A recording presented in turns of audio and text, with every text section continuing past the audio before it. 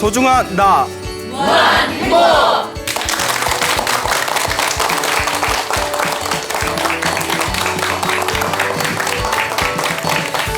예, 만나서 반갑습니다. 예, 광호 스님이라고 합니다. 네, 부처님 당시에 코삼비라는 도시가 있었다고 합니다. 코삼비 처음 들어보시죠? 네. 예, 코삼비라는 도시가 있었대요 옛날에. 근데 그 코삼비에는 부처님의 제자인 스님들이 굉장히 많이 살고 있었답니다. 코삼비라는 도시에. 근데 코삼비에 있는 스님들이 굉장히 사소한 말다툼이 벌어졌대요. 아주 사소한 일로 말다툼이 벌어졌는데 그 사람의 말이란 게 그러지 않습니까? 말이 점점 커지는 거예요. 그래서 이제 또 말이 막 이 말 저 말 오고 가면서 다툼도 커지게 됩니다. 그러다가 나중에는 굉장히 걷잡을 수 없는 싸움이 펼쳐지면서 그 코삼비에 있는 스님들이 양쪽 파벌로 나누게 되어지고 서로 분열하게 되었다고 합니다. 부처님께서 경전을 보면 가장 경계하는 것 중에 하나가 부처님은 화합을 굉장히 소중하게 여기셨습니다. 화합이란 말을 소중하게 여기셨는데 그 우리가 부처님과 부처님께 가르침과 스님네께 귀합니다라는 표현 쓰지 않습니까? 그래서 불, 법, 승 삼보에 귀합니다 하는데 이 승이 승가의 준말입니다. 승가 인도 말로는 쌍가라고 해요. 쌍가. 예? 뭐 저기 어디에 무슨 상가 그거 말고 예? 이 불교에서 말하는 이 쌍가는 화합된 물이란 뜻이에요. 화합을 굉장히 중요시 여기셨는데 코삼비에 있는 스님들이 이제 분열을 하니까 부처님께서 사람을 보내십니다. 싸우지 말아라. 화합해라. 화해해라. 말 들어요, 안 들어요? 안 들어요. 아, 부처님 말도 안 들어. 예? 왜 그래? 예? 아, 예나 지금이나. 예? 그 중생들의 번뇌는 똑같아요. 부처님이 사람을 보내서 싸우지 말아라, 화해해라, 화합해라 했는데 말을 안 듣습니다. 그 부처님이 두 번째로 또 사람을 보내요. 예? 말을 안 들으니까 화해해라, 화합해라, 싸우지 말아라. 두 번째 보냈는데 말 들어요, 안 들어요? 안 듣습니다. 부처님이 세 번째 보냅니다. 세 번째 사람을 보냈는데도 화해해라, 싸우지 말아라, 화합해라. 세 번째도 말을 듣지 않습니다. 참 중생들 지긋지긋하게 말 안 들어요. 예? 부처님의 제자이면서 스님이면서 말을 안 들으니까 자 뭐든지 이제 3세번이지 않습니까? 부처님께서 직접 나섭니다. 코삼비에 직접 다 나타나셔서 이제 스님들을 모아놓고 싸우지 말아라, 화해해라, 화합하라 라고 말씀을 하십니다. 근데 이 스님들이 말을 안 들어요. 이쪽 가서 부처님께서 싸우지 말아라, 너희들이 포용해라, 너희들이 좀 양보해라. 그러면 이 스님들이 부처님 저희 일은 저희가 알아서 하겠습니다. 부처님 피곤하실 텐데 저기 가서 그냥 좀 쉬십시오. 예? 이런 건방진. 예? 그러니까 또 이쪽은 말을 안 들으니까 또 저쪽 가서 너희들이 양보해라, 화합하라, 화해해라, 싸우지 말아라. 그쪽에서 뭐라고 해요? 부처님 자꾸 신경 쓰시면 부처님 스트레스 받아서 건강에 안 좋습니다. 저희가 알아서 해결할 테니 멀찌감치 떨어져 계십시오. 좀 쉬십시오. 이러는 거예요. 그 부처님이 다 그 싸우는 모습을 보고 그래서 항상 제가 이 부분을 보면서 느끼는 게 이렇게 중생의 번뇌가 깊구나. 예? 부처님이 세상에 출현하시고 부처님이 좋아서 출가한 스님들조차도 부처님 말을 이렇게 잘 안 듣는 이런 상황이 펼쳐질 때가 있구나라고 굉장히 이제 안타까웠던 적이 있습니다. 부처님께서 이제 당신의 다 싸우는 제자들을 보면서 참 여기는 번잡하고 혼란스럽고 편안하지가 않구나. 여기에 내가 굳이 있을 필요가 무엇이 있겠는가. 그 부처님께서 다음과 같이 말씀하십니다. 좋은 벗이 있으면 좋은 벗과 함께 그 길을 가라. 하지만 좋은 벗이 없고 어리석은 자들이 있다면 그냥 홀로 가라. 묵묵히 홀로 가라. 저 코끼리와 같이 묵묵하게 자기 길을 홀로 가거라 라는 말씀을 하셨습니다. 그래서 부처님께서 코삼비를 떠나서 깊은 숲속에 들어가십니다. 나는 저 어리석은 무리들과 함께하지 않겠노라. 차라리 내가 이 숲속에서 홀로 지내면서 오로지 내 마음을 편안히 다스리겠노라 결심하시고 숲속에 들어가시죠. 숲속에 다 들어가셔서 이제 혼자 계시지 않습니까? 예? 숲속에 딱 들어갔을 때 코끼리 한 마리가 있었대요. 큰 코끼리가 있었는데 여러분 코끼리 보신 적 있으세요? 예? 코끼리 아저씨는 뭐가 손이에요? 와, 다 아시네요. 예. 이 코끼리 아저씨가 부처님을 보고 짐승인데도 부처님의 거룩한 모습을 보면서 존경심을 일으킵니다. 예, 축생조차도 짐승조차도 그 부처님한테 다 무릎을 꿇고 절을 올립니다. 서커스 출신인가? 예? 부처님한테 다 절을 올려요. 예? 그리고 부처님을 옆에서 시중을 합니다. 경전에 다음과 같이 나옵니다. 먼저 부처님이 머무르실 공간을 마련하기 위해서 큰 잎이 달린 나뭇가지를 꺾어서 코로 그 나뭇가지를 쥐고 부처님이 이제 거처하실 곳을 깨끗하게 빗자루질을 했대요. 촥촥 빗자루질을 하고 부처님이 배고프실까봐 이제 숲속에 가서 뭐 망고라든가 뭐 그 무슨 야생 과일 같은 얼마나 영양가 많아요. 그걸 잔뜩 따다가 부처님께 공양을 올립니다. 코끼리가. 그리고 또 낮에 더울 때는 큰 잎이 있는 그런 가지를 이용해서 부처님께 부채질을 해드립니다. 예, 참. 이 시대에 그런 코끼리가 있었으면 세상에 이럴 수가 아마 이런 데 나올 텐데. 그리고 밤에는 사나운 짐승이 출현할까봐 부처님이 쉬고 계실 때 밤에 이제 수면에 취했을 때 그 주변을 왔다 갔다 하면서 코끼리가 보초를 섰다고 합니다. 이렇게 지극정성으로 부처님을 시중하는 거예요. 야, 짐승이 사람보다 나을 때가 있잖아요. 그렇죠. 짐승이 사람보다 나을 때도 있습니다. 근데 거기에 원숭이 한 마리가 살고 있었는데 이 원숭이가 코끼리가 하는 걸 가만히 보는 거예요. 예? 야, 코끼리가 저렇게 부처님을 열심히 시중하는 걸 보니까 이 코끼리도 자기도 뭔가 하고 싶은 거예요. 예? 나도 뭔가 뭐 부처님인지 아닌지 원숭이가 어떻게 알겠어요. 하지만 저 코끼리가 저 잘생긴 남자한테 저렇게 잘하는 거 보니까 뭔가 나도 뭐 좀 하고 싶다. 그래서 나는 저분한테 뭘 올릴까, 뭐 어떤 시중을 들까 고민하다가 우연히 나뭇가지에 벌이 없는 벌집을 하나 발견합니다. 벌이 없는 벌집에 막 그냥 꿀이 가득할 거 아니에요. 막 로얄 젤리 막 이런 거 있을 거 아니에요. 로얄 젤리 드셔보셨어요? 예, 나만 못 먹었구나. 예, 그래요? 예? 예. 자, 그 꿀이 잔뜩 있는 그 벌집을 나뭇가지를 이제 떼다가 그 바나나 잎에다가 그 벌집, 꿀이 듬뿍 담긴 벌집을 다 이렇게 그릇처럼 이제 감싸서 넣은 뒤에 이 원숭이가 부처님한테 다 공양을 올립니다. 부처님이 막 끽끽거리면서 이제 꿀을 딱 올렸겠죠? 부처님이 딱 보시더니 예, 그저 분위기상 안 드실 것 같죠? 안 드셔. 까탈스러우셔. 예. 딱 안 드셔요. 그 원숭이가 당황하는 거예요. 왜 안 드시지? 왜 안 드시지? 그 가만히 봤더니 그 벌집에 벌알이 이렇게 군데군데 있었대요. 그 부처님이 이것 때문에 안 드시는구나. 원숭이가 이렇게 머리가 좋았을까?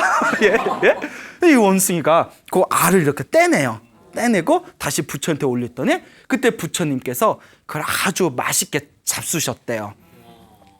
입에 침이 고이네요.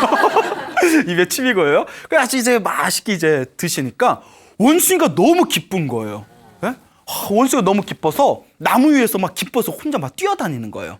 막 뛰어다니다가 나무에서 떨어졌어.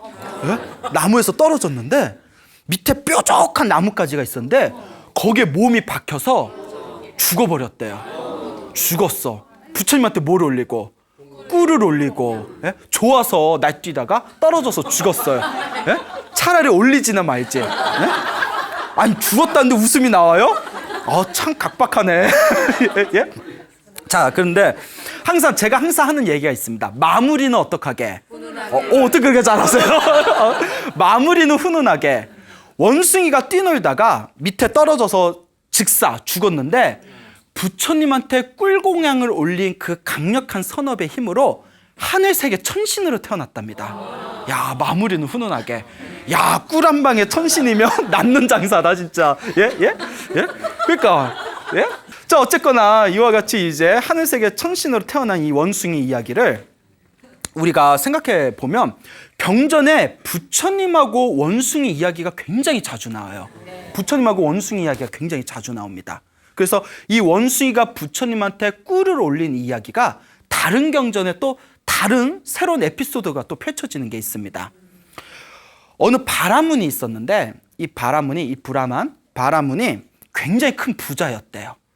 굉장히 큰 부자고 세상에 아주 이제 가지지 못한 게 없을 정도로 풍요롭고 행복한 삶을 살고 있었는데 자식이 없는 게 한이었대요. 자식이 없는 게 한이었답니다. 그래서 이 바라문이 생각하기를 내가 전생에 지어놓은 복이 부족해서 내가 이렇게 아들이 없구나, 이렇게 자식이 없구나, 예? 내가 복이 부족해서 그렇구나. 그리고 이제 항상 복 짓는 걸 좋아했대요. 지혜로운 사람이에요. 보통 우리 중생들 보면 잘 되면 누구 탓이에요? 내 탓이죠. 안 되면 누구 탓이에요?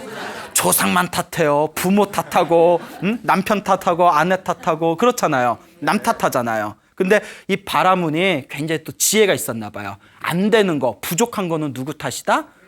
내가 복이 부족해서 그렇구나. 그 복 짓는 걸 굉장히 좋아했답니다. 하루는 부처님과 부처님의 거룩한 제자분들을 모시고 공양을 올렸대요. 이제 부처님과 제자분들에게. 그래서 불교에서는 공양을 올리는 거, 보시라고 하죠. 베푸는 거. 공양을 올리는 거는 강력한 선업이 된답니다. 힘들고 괴롭고 병이 든 사람한테 공양을 올리는 거. 그리고 부모님이나 지혜로운 스승님에게 공양을 올리는 거. 그 다음에 이제 세 번째가 부처님이나 거룩한 스님들에게, 수행자에게 공양을 올릴 때 강력한 선업이 발생하게 된다고 합니다. 그래서 부처님과 스님들을 초빙해서 이렇게 공양을 올렸는데, 부처님께서 이제 공양을 다 드시고 나서 이제 바루를 들고 제자들과 함께 이제 절로 돌아오십니다. 근데 여러분, 그 부처님의 가르침에 의하면 항상 공양을 왔다 갔다 할 때마다 그 바리떼라고 있죠. 예, 이제 동양 그릇이라고 하죠. 이제 거지들이 쓰는. 근데 우리 스님들한테 동양 그릇이라고 하면 안 돼요. 바리떼라고 하거든요. 큰 바리떼를 들고 10명이건 100명이건 1000명이건 일렬로 걸어야 됩니다. 뭔 얘기인지 아시죠? 그냥 서로 뒤섞여가지고 우왕좌왕 걷는 게 아니라 부처님이 맨 앞에 서시고 각 먼저 출가한 순서에 따라서 일렬로 서서 절대 주변에 두리번거리면 돼요, 안 돼요? 안 돼요. 절대 좌우를 두리번거릴 수 없습니다. 오직 일렬로 땅바닥을 보면서 마음을 챙기면서 다 일렬로 걷죠. 부처님께서 공양을 마치시고 이제 일렬로 바루를 들고 일렬로 절로 돌아오시는데, 그때 원숭이가, 연못에서 놀고 있던 원숭이가 부처님이 다 걸어가는 모습을 봐요. 너무 감동을 받은 거예요. 원숭이조차도 감동을 받아버리네요. 그러니까 원숭이가 부처님한테 뭔가를 바치고 싶은 거예요. 그래서 자기가 먹으려고 몰래 이렇게 짱박아뒀던 이렇게 벌집을 하나 꺼내옵니다. 벌집을 꺼내와서 자기 딴에 그게 제일 소중한 거겠죠. 자기 먹으려고 부처님께 다 이렇게 공양을 올려요. 그 부처님께서 다 그 원숭이의 마음을 꿰뚫어 보십니다. 그리고 그 벌집을 받아서 옆에 있는 제자에게 이걸 물에다 희석해서 스님들한테 공평하게 이 꿀물을 나누거라라고 가르칩니다. 그래서 이제 그 부처님의 이제 건네준 벌집을 받아가지고 원숭이가 공양을 올린 거죠. 원숭이가 보는데 앞에서 그 벌집을 잘게 이제 뜯어내가지고 이제 물에 희석을 해서 거기 있는 부처님과 스님들에게 공평하게 꿀물을 이제 공양을 한 뒤에 이제 원숭이 앞에서 그걸 달게 마십니다. 그 원숭이가 너무 기쁜 거예요. 너무 기뻐요.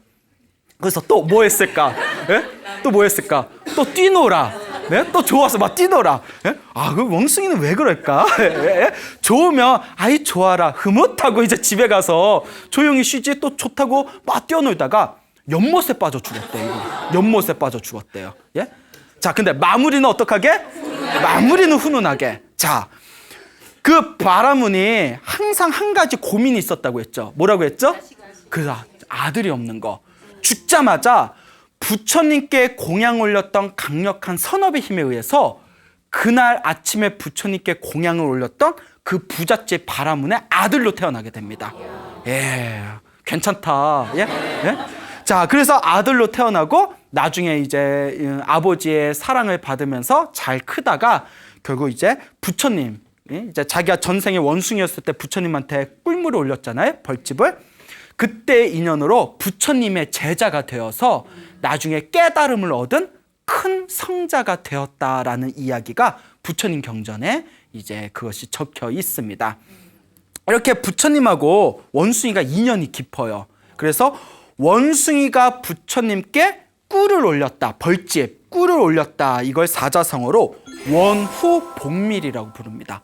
원후는 원숭이란 뜻이고요. 봉은 밭들봉, 밭이다라는 뜻이 있고요. 밀은 무슨 밀? 꿀밀, 꿀밀입니다. 에이 다 아는데 대답 안 하신 거죠? 네. 그래서 원숭이가 그래요 꿀을 바쳤다. 부처님께 받들어 꿀을 올렸다라는 원우복밀의 이야기가 있습니다. 재밌죠? 네. 원숭이 이야기가 또 하나 또 있어요. 굉장히 경전에 많은데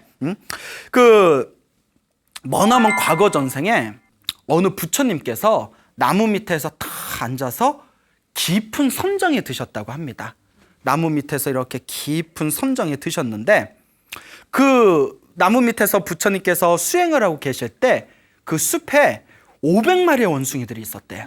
500마리의 원숭이들이 있었는데 이 500마리의 원숭이들이 그 나무 밑에서 수행하는 부처님을 보면서 마음에 잔잔한 감동을 느낀 거예요. 축생일지언정 마음에 싹 감동이 느껴지면서 이 원숭이들이 서로 이제 회의를 합니다. 야, 저 거룩한 분에게 우리가 뭔가 대단한 거, 엄청 좋은 걸 공양 올리고 싶은데 뭘 드리면 좋을까? 약간 자기들 또 꿀? 예, 부처님 당 걸리겠다. 자, 꿀을 올릴까? 예? 뭐 음식 바나나를 올릴까? 뭘 올릴까? 그러니까 이제 회의를 하면서 부처님한테 세상에서 가장 좋은 것을 올리자. 세상에서 가장 좋은 게 뭘까 고민하다가 그날 밤 늦게까지 서로 회의를 했대요. 원숭이들이. 근데 이제 밤이 되니까 하늘에 딱 보름달이 떴대요.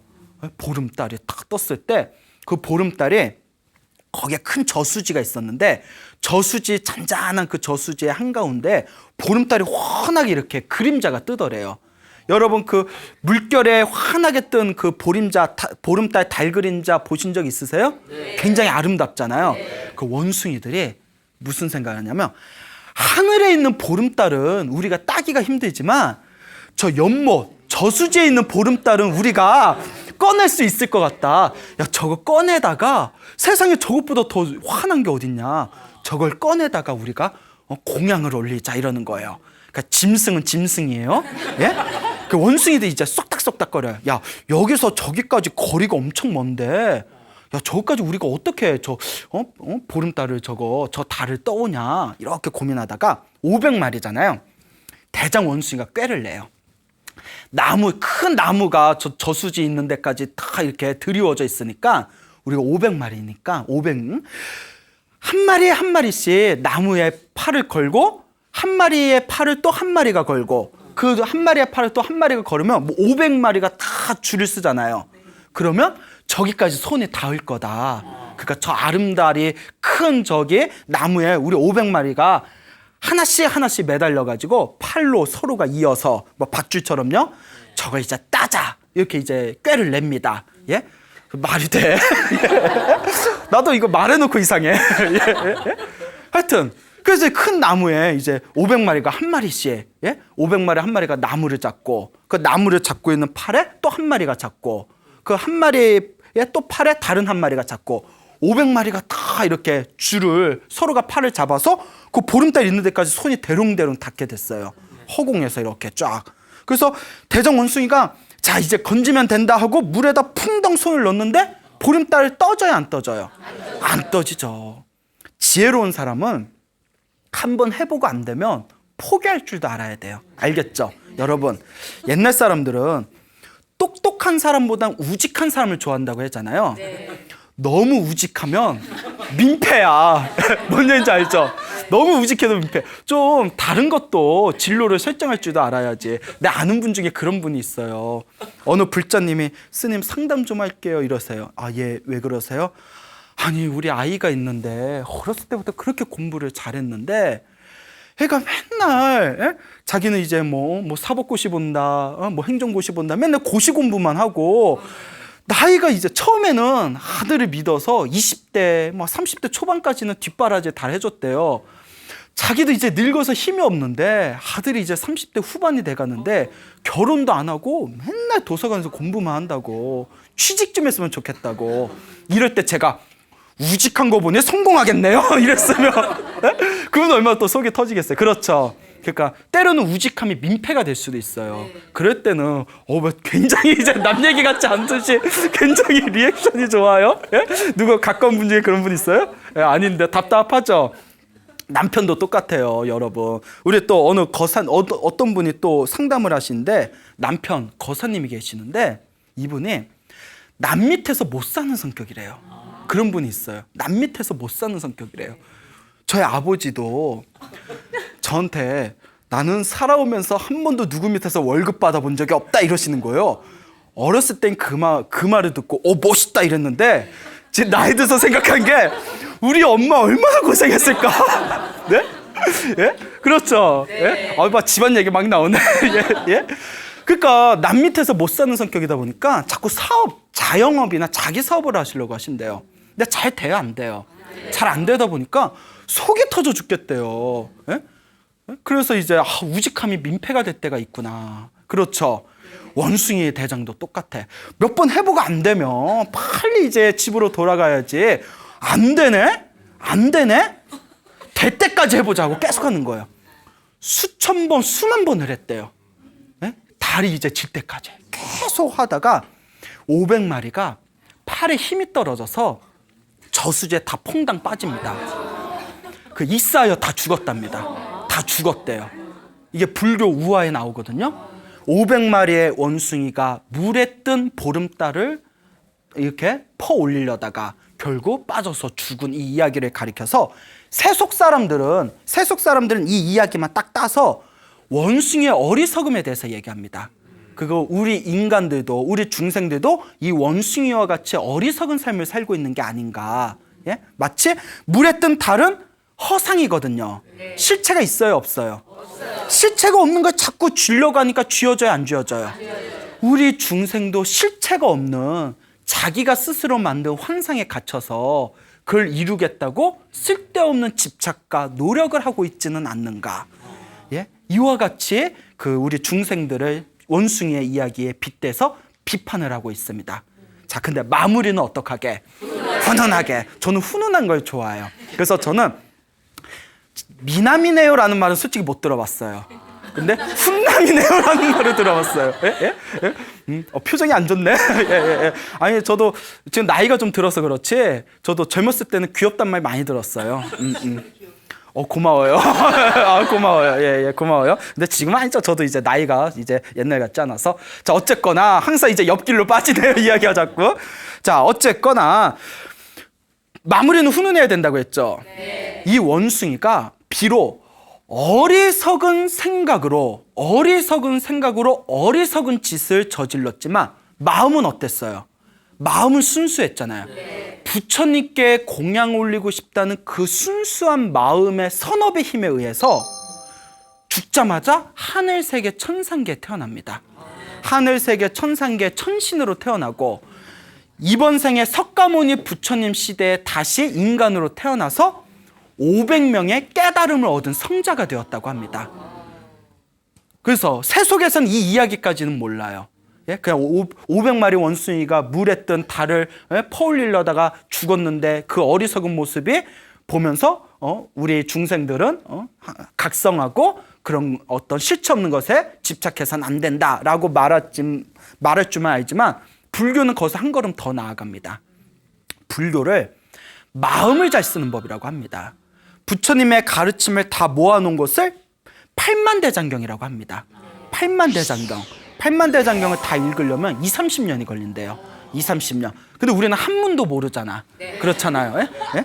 자, 한글로 읽어도 한문 모르자니까 되게 좋아하시네요. 예? 맞아, 몰라. 막 이런 거예요. 예? 자, 20-30년이 걸리는데 이 20-30년 동안 봐야 할 팔만대장경의 모든 핵심이 한 글자로 포함이 됩니다. 그 한 글자가 뭘까요? 그렇죠. 마음심자입니다. 마음심자 안에 팔만대장경의 모든 도리가 다 있대요. 그래서 마음을 잘 쓰는 게 불교예요. 마음을 잘 쓰는 거 너무 어렵게 생각할 필요 없어요. 마음을 잘 쓰는 게 불교다. 그래서 그 원숭이들은 500마리의 원숭이들은 비록 지혜가 없고 어리석었지만 마음만은 순수하고 맑고 깨끗하게 부처님께 순수한 마음으로 공양 올리고자 했던 그 순수함이 있었기 때문에 그것이 선업이 되어서 천상세계에 태어날 수 있었고 석가모니 부처님 시대에는 깨달음을 얻은 500명의 성자가 될 수 있었다라고 이야기하고 있습니다. 세상에 이런 게 어디 있어요? 예? 부처님한테 공양을 올리면 큰 복을 받는다고 했죠. 큰 선업을 받는다고 했죠. 근데 원숭이들은 부처님한테 공양을 올렸어요? 못 올렸어요? 못 올렸잖아요. 여기에 엄청난 불교의 아주 깊은 도리를 담고 있습니다. 실제로 내가 공양을 올리지 못했다 하더라도 공양을 올리고자 하는 순수한 마음, 깨끗한 마음만으로라도 무엇을 짓게 되었다? 복을 짓게 되고 선업을 짓게 되고 공덕을 쌓게 된 겁니다. 예? 이것이 바로 불교의 마음법입니다. 예? 물론 또 실제로 올렸으면 더 좋았을 수도 있죠. 예? 하지만 실제로 올렸거나 못 올렸거나 상관없이 얼만큼 내가 내 마음을 잘 쓰고 있느냐, 어떤 의도를 가지고, 착한 의도를 가지고 혹은 나쁜 의도를 가지고 어떤 의도를 가지고 내가 말하고 행동하냐에 따라서 그것이 선업이 되고 악업이 되는 것입니다. 그러면 여러분들은 실제로 살아가시면서 혹은 오늘 하루 동안 혹은 이번 일주일 동안 혹은 한 달 동안 좋은 의도로 살아오신 것 같아요? 조금 더 나쁜 의도로 살아오신 것 같아요? 잘 모르겠어요. 뭐 그런 거 생각하면서 사나요? 예? 항상 내 마음을 잘 관찰해 보시길 바랍니다. 알겠죠? 네. 마음을 잘 쓰는 거, 이게 바로 불교입니다. 그래서 이와 같이 원숭이가 부처님과 굉장히 인연이 깊다고 했잖아요. 그래서 어떤 분은 부처님이 혹시 원숭이띠가 아닐까라고 이야기하신 분은 실제로 있었어요. 그래서 부처님이 원숭이띠라는 그 근거가 어디에 있습니까? 라고 하니까 아니 그냥 내 생각에 예? 라는 전혀 근거 없는 이야기를 하시더라고요. 그만큼 그렇게 우스갯소리를 할 정도로 경전에 보면 원숭이 이야기들이 많이 나옵니다. 근데 재밌는 거는 이 코삼비 사건 처음에 얘기해 드렸잖아요. 그러니까 부처님 말을 들어야 안 들어요? 안 듣죠. 그 안 듣는 중생의 마음을 원숭이의 마음에 비유를 많이 합니다. 부처님의 말을 듣지 않고 진리의 말씀에 따르지 않는 이유를 번뇌 때문이라고 해요. 이 번뇌를 비유해서 원숭이가 술 취한 것과 같다고 해요. 술 취한 원숭이의 마음과 같다. 여러분, 원숭이 얼마나 까불까불거려요. 그렇죠? 근데 원숭이가 술까지 취했어. 주사도 그런 주사가 없어. 예.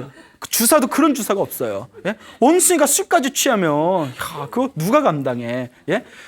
자, 이와 같은 입장에서 봤을 때 우리가 이 원숭이와 같은 우리의 번뇌, 우리의 이 마음에 끊임없이 욕망에 치달리는 마음이 술 취한 원숭이와 같은 그런 번뇌의 상태라고 했을 때 이 술 취한 원숭이, 내 가슴 속에 술 취한 원숭이가 한 마리씩 다 있어요.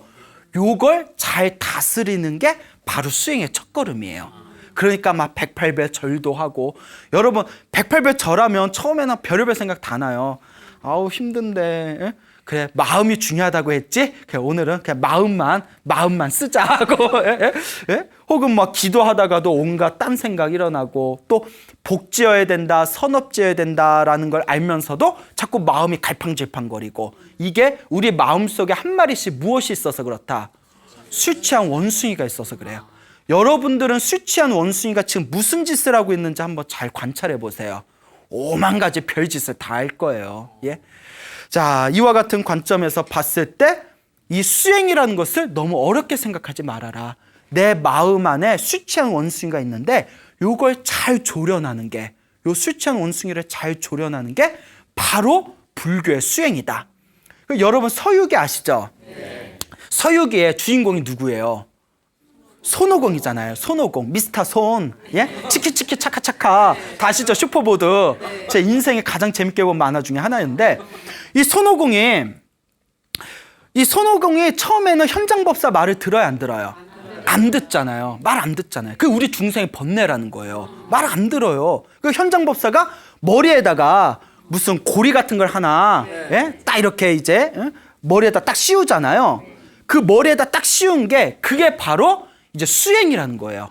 머리에다 딱 씌운 게 이제 수행이에요. 그리고 원숭이가 한 번씩 말을 안 들을 때마다, 손오공이 말을 안 들을 때마다 반야심경을 읽으면 머리가 막 쪼여지면서 손오공이 아구구구 나 죽는다, 스님 말 들을게요. 이게 계속해서 수행을 멈추지 않고 자기 자신을 수행의 힘으로 채찍질한다는 뜻이에요. 알겠죠? 네. 서유기는 단순히 무슨 뭐 중국 신화가 담겨져 있는 뭐 SF 판타지적인 소설이 아니라 그것을 가만히 내적으로 내면으로 이렇게 비춰보면 내 마음자리에서 일어나고 있는 번뇌와 그 번뇌를 극복하고 있는 거룩한 수행의 과정이 담겨져 있구나라는 것을 발견할 수가 있습니다. 알겠죠?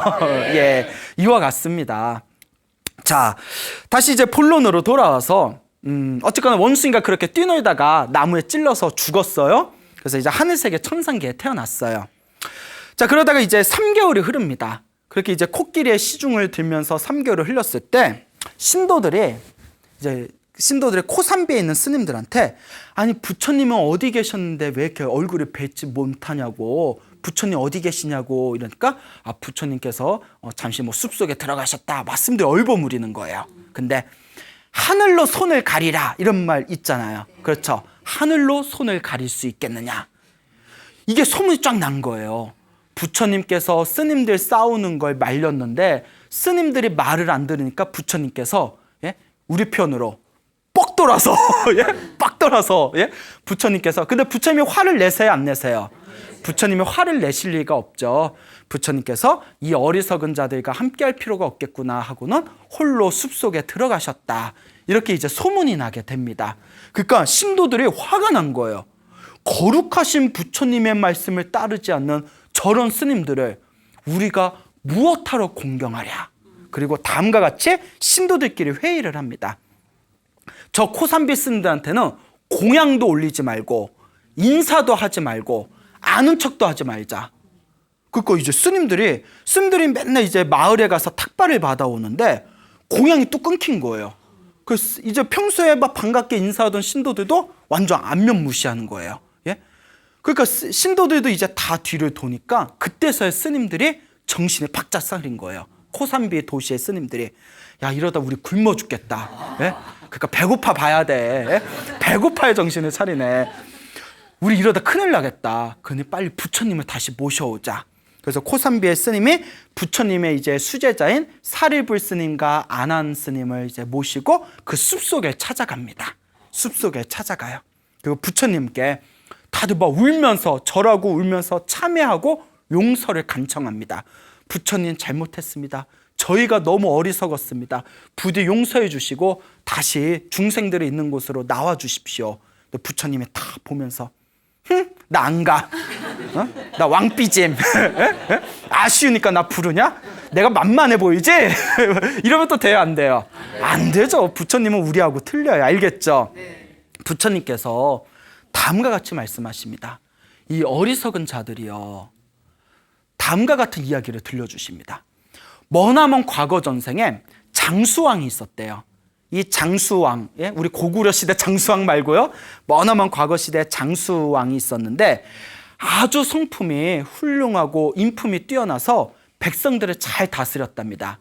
근데 옆 나라에 범의 왕이라는 굉장히 흉폭한 왕이 그 나라에 이제 점쟁을 선포하고 침범을 합니다. 침공을 해서 장수왕을 붙들고 그 나라를 빼앗습니다. 범의 왕이. 그리고 장수왕을 아주 잔인한 방법으로 처형을 합니다. 그래서 장수왕이 죽으면서 자기의 어린 왕자를 부르고 그 왕자를 몰래 탈출시키면서 다음과 같이 부탁합니다. 나의 아들아, 왕자여, 절대 복수하지 말아라. 원한은 원한으로 사라지지 않는다.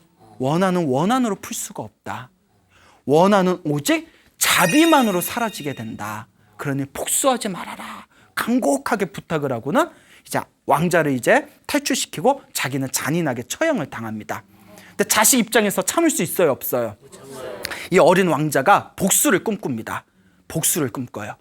그래가지고 이제 자신의 신분 세탁을 깨끗하게 해요. 신분 세탁을 깨끗하게 해서 그 범의 왕의 이제 밑에 신하로 들어갑니다. 그 차곡차곡 이제 이력을 쌓아가지고 나중에는 그 범의 왕의 최측근이 됩니다. 그 범의 왕은 자기가 죽인 장수왕의 아들이란 걸 모르고 자기의 최측근의 신하로 두게 돼요. 하루는 이제 범의 왕이 신하들을 데리고 사냥을 나갑니다. 사냥을 나갔을 때 이제 최측근이었던 그 왕자가 이제 그 범의 왕 옆에서 이제 시중을 들다가 이제 군사들과 떨어지게 돼요. 이 범의 왕이 사냥을 하다 너무 피곤해가지고 내가 지금 피곤해서 좀 쉬어야겠다 하고는 그 왕자의 무릎에 베개로 삼아서 딱 누워서 코를 골면서 잠에 들어가게 됩니다. 복수할 기회잖아요. 그래서 이 장수왕의 아들이었던 이 왕자가 칼을 빼어듭니다. 칼을 빼고 이제 목을 찔러서 죽이려고 딱 들고 쳐 죽이려는 순간 죽여요, 못 죽여요? 여기서 그냥 막 죽이려는 순간 아버지의 유언이 떠오릅니다. 복수하지 말아라. 원한은 원한으로 사라지지 않는다. 자비만이 원한을 사라지게 할 수 있다. 복수하지 말아라. 그러니까 눈물을 흘리면서 결국 칼을 못 내리쳐요. 우리 같으면 어떻게 했을까? 능지 처참을 시켜버렸다. 그러니까 탁 칼을 놓고 울면서 범의 왕을 이제 깨웁니다. 그 범의 왕이 탁 이제 깨운 뒤에 자기의 이제 신분을 얘기합니다. 그대가 나라를 침범해서 그대가 죽였던 장수왕의 아들이 바로 나다. 그래서 너를 죽이려고 했는데 이러이러해서 여차여차해서 아버지의 유언 때문에 너를 죽이지 않는다. 다 이 이야기를 하니까 그 흉폭한 범의 왕조차 부끄러움과 함께 마음의 감동을 느낍니다. 그렇죠. 이 이야기를 듣고 나를 죽일 수 있는 상황에서도 죽이지 않은 그 상황에서 감동을 느끼지 않는 사람이 있다면 그건 사람이 아니에요. 그건 짐승이에요. 그거는 사이코패스야. 네? 사이코패스. 그렇잖아요. 네? 네? 그렇잖아요. 근데 의외로 막 사기 있죠. 책, 역사서. 사기라든가 뭐 그런 이 세계의 역사서들 보면 권력자 중에 사이코패스들이 많았어요. 예를 들어 저 사람이 나를 살려준 걸 알면서도 저 사람을 두면 계속 후환이 될지도 몰라 하고 몰래 다 죽이고 이런 거 많잖아요. 역사를 보면 자식이 아버지를 죽이고 아버지가 자식을 죽여서 왕위 찬탈하는 내용이 많잖아요. 예? 그러니까 이 역사의 권력자들 보면 굉장히 우리 정상적이지 못한 사람들이 간혹 있는 것 같습니다. 그 이 범의 왕이 부끄러움과 감동을 느끼더니 눈물을 흘리면서 그 장수왕의 아들 왕자에게 절을 합니다. 내가 이렇게 어리석고 이렇게 어리석은데 정말 미안합니다 하고 마음에서 우러나는 사죄를 하고는 자기 딸하고 결혼을 시켜요. 딸하고 결혼을 시키고 자기가 뺏었던 나라를 돌려줘요.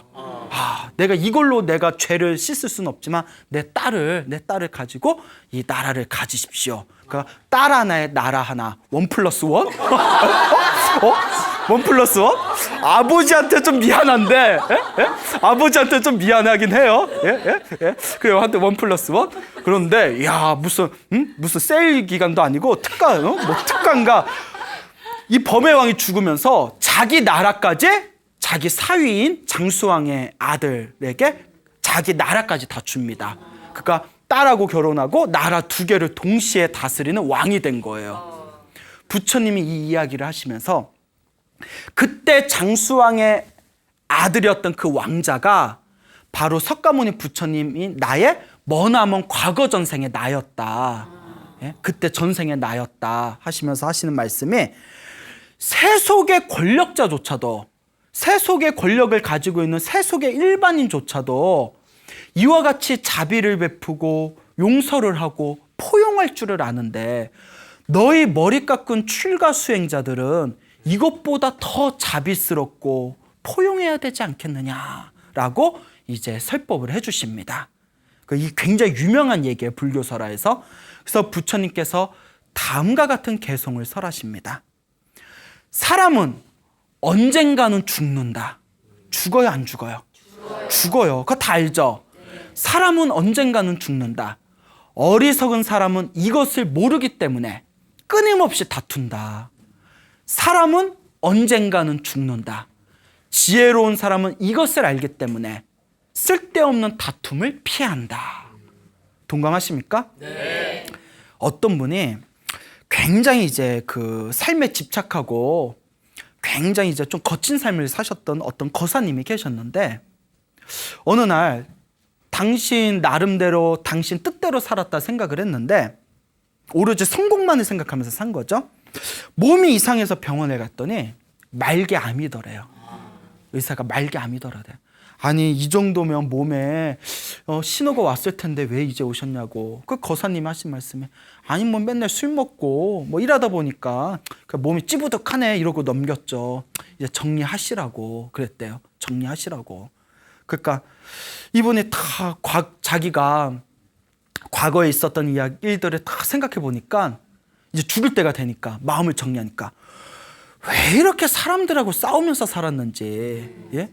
왜 이렇게 사람들하고 쓸데없이 다투고 너 잘났네, 나 잘났네 하면서 살았는지 그게 제일 후회되더래요. 부인한테 따뜻한 말 한마디 좀 더 해줄 거 왜 부인한테 그렇게 짜증냈는지 이제 와서 예? 조금 주변에 있는 사람들한테 조금 더 웃으면서 대할 걸. 어차피 죽거나 죽을 거 생각하니까 모든 게 다 허무하더래요. 좋은 기억만 안고 갈 걸. 그분이 그렇게 후회하면서 마지막 마무리를 잘하셨대요. 예? 사람은 언젠가는 죽습니다. 어리석은 사람은 이것을 모르기 때문에 생각을 못하는 거죠. 예? 몸으로 안 와닿는 거죠. 그러니까 끊임없이 싸우는 거예요. 사람은 언젠가는 죽습니다. 지혜로운 사람은 그것을 알기 때문에 쓸데없는 다툼을 피한다는 겁니다. 동감하시죠? 네. 부처님이 이와 같이 설법을 하시고는 이제 마을로 도시로 돌아가시고자 합니다. 코끼리가 따라오는 거예요. 코끼리가 딱 따라오니까 부처님께서 다음과 같이 말씀하십니다. 코끼리야, 인간 세상은 거칠고 험한 사람들이 많다. 네가 나를 따라와도 네가 해를 입을 수가 있다. 우리의 인연은 여기까지다. 숲에서 잘 지내거라. 그 부처님께서 제자들과 마을로 떠나는 모습을 끝까지 바라보면서 코끼리가 꺼이꺼이 울었대요. 울다가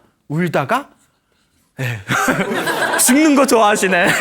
목숨이 끊겨 죽습니다. 그 슬픔 때문에. 그래서 나중에 사람들이 왜 죽었나 하고 배를 갈라봤더니 창자가 다 조각나 있더래요. 그 슬픔 때문에. 근데 마무리는 어떡하게? 자, 코끼리도 무엇으로 태어났다?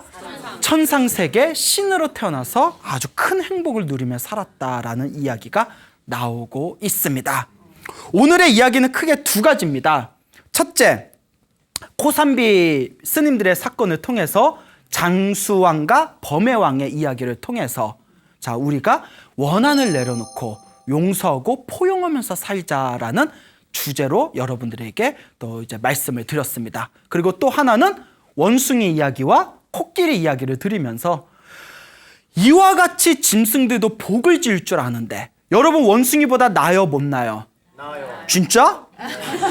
코끼리보다 나요 못 나요? 나요. 낫죠. 원숭이와 코끼리 같은 짐승도 복을 지을 줄 아는데 하물며 우리 인간은 우리 불자들은 얼마나 더 열심히 복을 짓고 선업을 짓고 공덕을 지어야 되지 않겠느냐라는 이야기가 되겠습니다. 맞습니까? 네. 예, 그렇죠? 네. 자, 여러분 행복하게 살고 싶습니까? 네. 행복한 삶을 창조하고 싶습니까? 네. 복을 지으십시오. 선업을 지으십시오. 공덕을 쌓으십시오. 복과 선업과 공덕의 힘이 여러분들을 진정한 행복의 길로 이끌어 줄 것입니다. 오늘 여기서 마치겠습니다. 소중한 나